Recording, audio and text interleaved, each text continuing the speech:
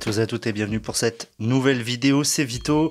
Et aujourd'hui, oui, je vous propose de découvrir le fameux dbrand Grip, le bumper que propose dbrand. Alors dbrand, vous connaissez probablement la marque, hein, ils sont très connus pour faire donc des skins pour smartphone. Et donc je vais vous parler d'un petit peu ce dbrand Grip. Alors l'histoire du Grip, c'est l'histoire aussi d'une campagne de crowdfunding qui s'est tenue donc sur Indiegogo. Donc une campagne qui était en décembre je crois, et donc les livraisons ont été faites récemment. Et donc sur mon iPhone 10 j'ai pu donc je peux donc vous proposer un retour sur ce petit dbrand Grip qui a donc la particularité d'être compatible avec les skins de la marque. Alors attention, c'est quand même des skins spécifiques. Je vais vous présenter donc moi ce que j'ai eu dans le cadre de la campagne de crowdfunding et vous faire un retour bien sûr sur le Grip. Donc dans la campagne, moi j'ai pris le bundle donc Grip iPhone 10 plus 5 skins qui sont donc les skins Black Edition. Donc c'est-à-dire un petit peu tous les skins noirs disponibles chez dbrand à ce moment-là. Donc malheureusement je n'ai pas le camo.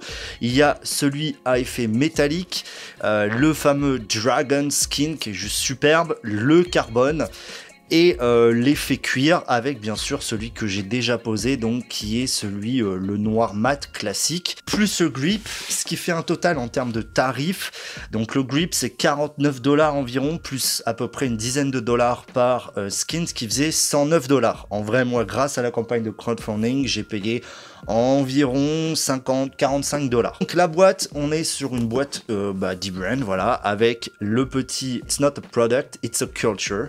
Donc c'est dbrand, voilà, c'est la philosophie dbrand. Boîte très sobre. Le Grip était donc, on le voit avec le fameux jaune, le Grip était donc à l'intérieur. Donc on voit ici Impact Technology, Revolutionary Drink, Carbon Composite, Skin Compatible, Learn More. Donc en gros, la particularité, c'est cette matière D3O qui va être une matière d'absorption de choc et qui va reprendre sa forme et surtout qui au cours du temps va être un petit peu c'est une matière non newtonienne d'après ce que j'ai compris. Il y a Unbox Therapy qui a fait une très bonne vidéo là-dessus. Une coque donc en carbone, en composite de carbone, et bien sûr le principe c'est qu'elle est très adhérente. Donc à l'intérieur bien sûr on avait le Grip qui était ici, on voit un packaging très bien fait. Vous le savez, pour moi c'est quelque chose de très important, les packaging, et bien sûr dbrand Grip is just the beginning. Donc vous voyez avec une petite évolution. Donc dbrand est spécialisé un petit peu dans le troll. Voilà. Don't fuck. Donc vous le voyez un petit peu masqué.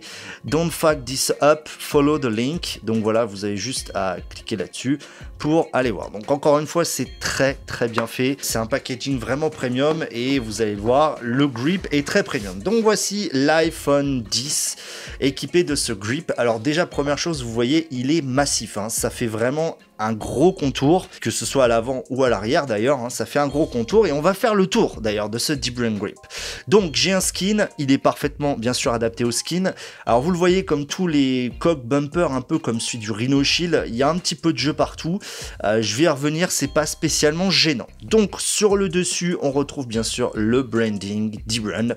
Ce qui est assez marrant je trouve de voir marqué dbrand alors que c'est une marque qui est supposée ne pas faire de branding. On retrouve donc aux quatre coins la fameuse matière D3O. Comme vous pouvez voir, c'est une sorte de matière un petit peu souple, voilà, qui est censée donc absorber les chocs. Donc j'ai vu des drop tests, c'est assez impressionnant. On en retrouve aussi sur les côtés, donc au niveau de la main, pour parfaitement agripper le téléphone, et je dois dire qu'en main c'est très agréable. Et bien sûr au niveau des boutons. Alors les boutons c'est assez particulier parce qu'ils ressortent vraiment très peu, mais juste ce qu'il faut pour que ça soit agréable.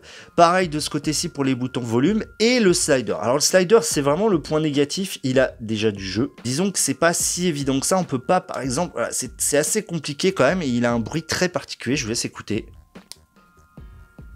Et quand on secoue, voilà, c'est peut-être la partie la moins bien faite, je trouve, de ce Grip. Les boutons, finalement, sont très tactiles. Voilà, bon, en plus, je fais des screenshots. On n'a pas vraiment de soucis à ce niveau-là.